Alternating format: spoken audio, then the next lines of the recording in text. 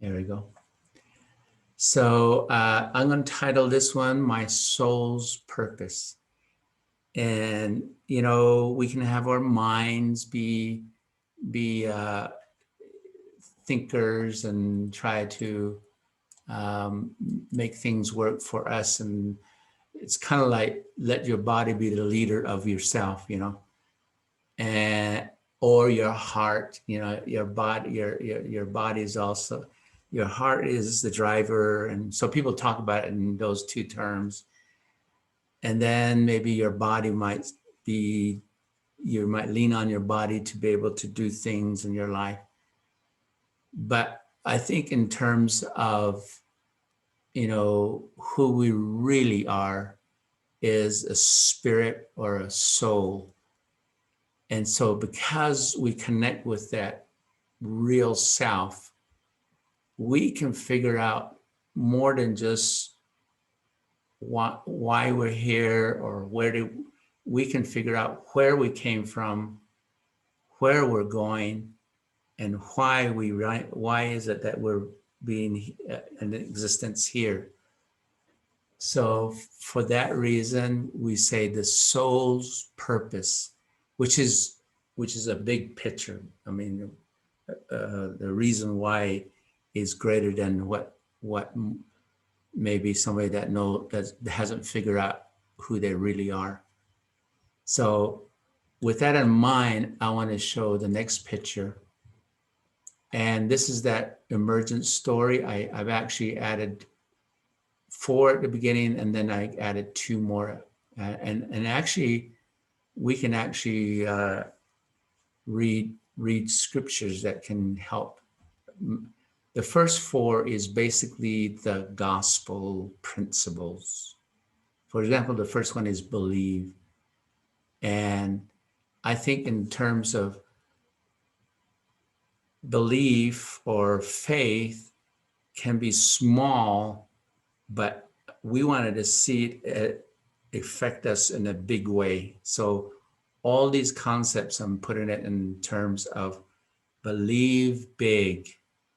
And so believe big means you shouldn't just zero in on believing in God, believing in your parents, believing in yourself, but there's many, many different things you can believe in.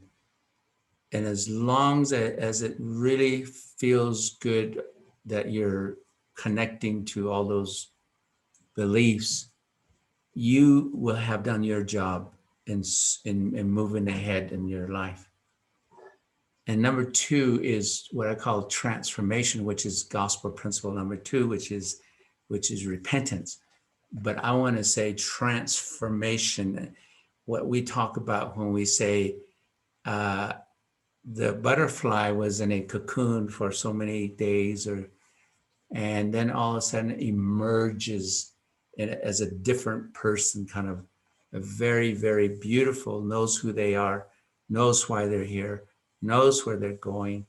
So we need to do the same thing. We need to have this, what we call transformation, transform in a big way. And big means, have you touched every little detail of yourself? And is there something that you don't want or do not approve or do not like? Take that out of yourself and keep going with the good that you want to be a part of. And so that's the principle 2, but I expanded upon it and said I want to give transformation or transfer to a big, transfer big. And I shared this with my supervisor this morning, and he loved it. So he was writing all these words down, right? Next one is, once we figure out that we can believe in something, that in ourselves and there's others, once we transform ourselves so that we feel like we're ready to go to the next step, then we go to what we call the contact with outside, contact with people, with other living things. So contact big means love big, feel big, connect to everything that is surrounding you. And of course, in our belief, we say, hey, connect with Christ. Christ is probably the one that will give you the most answers, will give you the actual things that are before, here, and for eternal. And so that connection, all these things are ongoing. It's like a journey. It's like it's happening now. It'll happen in a big way as we grow, as we develop, as we change. And then we'll always use it by saying, what every day you can say, what is it that I want to connect with? Yeah. And then the fourth thing is the gift of the Holy Ghost, the gift of, and I've talked about it from Navajo, the idea of small air. And that is the idea of listen. Just train yourself to listen. And when you listen, your eyes might help you there also. And your feeling of searching, seeking, and listening. And so you got to listen big, the bigger, the better. So that's that understanding there. Now that you've connected with yourself, now that you've kind of transformed yourself, now that you figure out ways how to connect with people, and it's usually on a trusting way, connecting with people by trusting each other, and then listening to that still small voice, and listening big. All those become tools to you. All those become like a base and a foundation.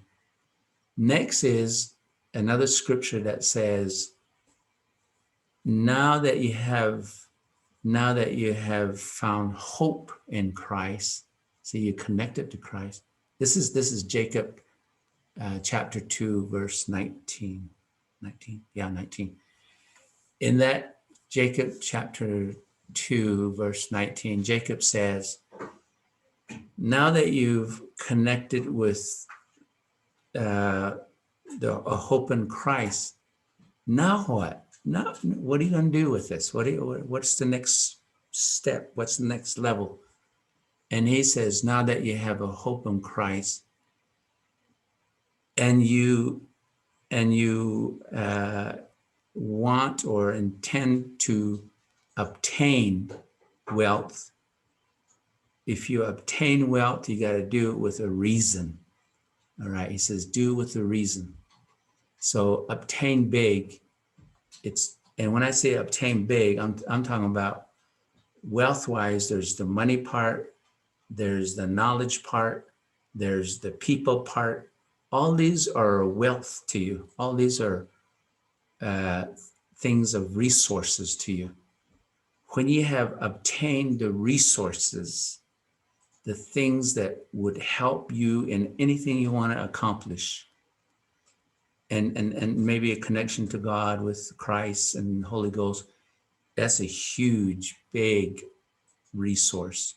So obtain big, every good thing, everything big. It's kind of like the light of Christ. You know, you use that to receive many more things, and even the gifts of the Spirit, this gift and this gift and this gift, the gift of speaking, the gift of knowing, the gift of, all those are to obtain big. Yeah, money is important, but all these other things are way important also. So I put obtain big. And so in the scripture in Jacob, it says, now that you have obtained a hope in Christ, and obtain, if you seek riches, do it with the intent to feed the hungry, or clothe the naked, or relieve the suffering of others. And that's where I came up with the word give big. Give big. And that giving big is kind of like our final thing that we're supposed to do is what hits you, what is it that you want to give in return to others. And the Lord pretty much in Jacob says, well, there's feed the hungry. You could do something in that direction. Well, there's clothe the naked. That means the homeless or the folks that are with less fortunate in that area. It means there are many types of suffering. You know, there are people mentally, there are people health-wise, there are, all these kinds of ways that they're suffering. And so we choose exactly what place we want to give. But with all these resources, right? With all these resources, when we obtain big, we don't want to just hoard it. We don't want to just do it for us. We should try to do it for everybody around us, because we have learned how to obtain, and now let's give big. Now, with this idea, these steps, I'm gonna go ahead and stop the recording and then ask that question. This is dealing with the big, give big. So let's go back.